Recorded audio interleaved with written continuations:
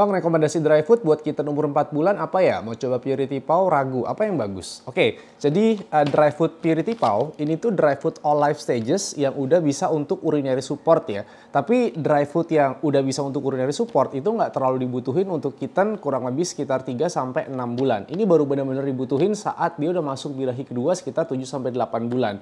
Cuman karena ini dry food all life stages, jadi bisa untuk semua umur kan, tapi nggak semua umur banget sih ya.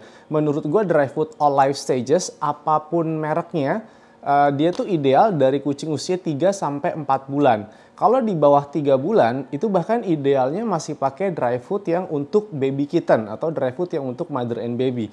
Kalau untuk Purity Paw ini kibelnya juga nggak terlalu gede, kibelnya juga nggak terlalu keras. Masalah dari Purity Paw tuh satu, nyarinya susah. Entah di online atau di pet shop, nyarinya tuh susah banget ya. Dia tuh gue rekomendasiin karena fatnya tuh udah 20%. Jadi kalau untuk dry food, gue selalu merekomendasikan yang fatnya 20% ya. Apalagi kalau buat kitten yang pencernaannya itu masih sensitif, pencernaannya itu masih harus kita jaga banget biar kita tuh nggak terlalu banyak kasih vitamin yang untuk bulunya ya. Cukup dari dry food yang fatnya tinggi itu bisa jaga untuk bulu. Nah, alternatif selain ini yang sering gue pakai dan sekarang lagi gue pakai untuk kitten itu pakai Healthy Cat yang hijau nih ya. Ini Healthy Cat kitten.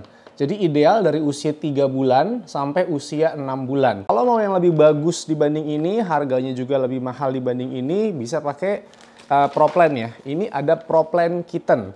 Jadi Pro-Plan kalau buat kitten itu ada kitten dan kitten starter. Pro-Plan kitten ini dia fatnya juga udah 20% ya. Dan keunggulan Pro-Plan kitten atau kitten starter yang gue suka dari sini ya, itu mengandung kolostrum. Nih coba liatin di sini ya.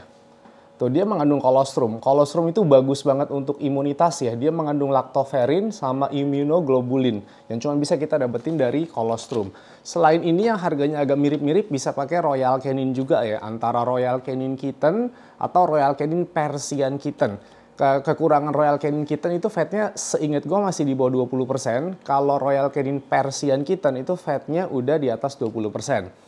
Selanjutnya kalau kamu mau pakai yang grain free, kamu bisa pakai Brevry nih ya. Cuman Brevry yang ini tuh untuk kucing dewasa, tapi ada varian kittennya.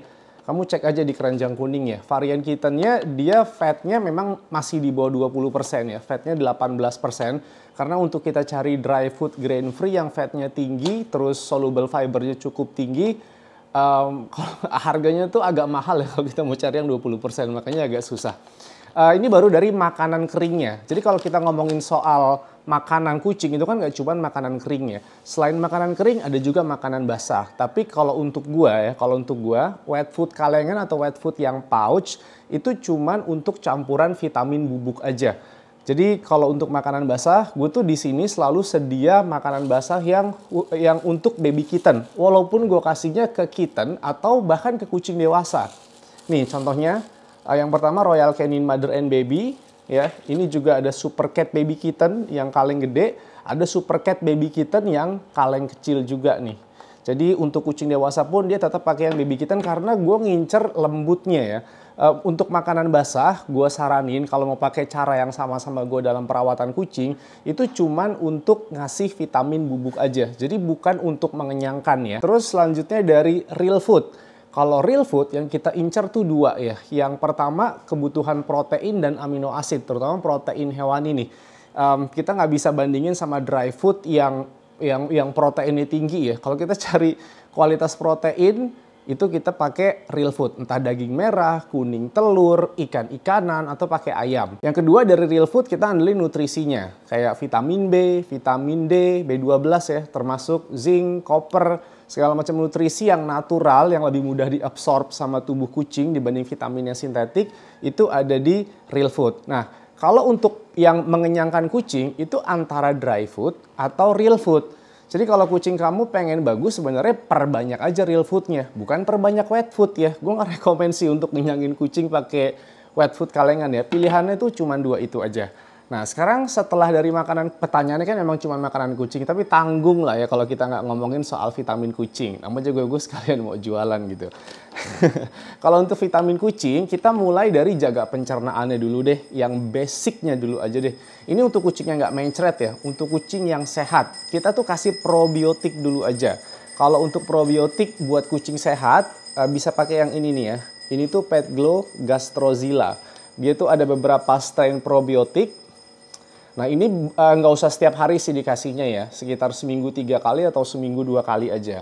Nah ini untuk probiotiknya, untuk pencernaannya. Selanjutnya tuh untuk imunitasnya.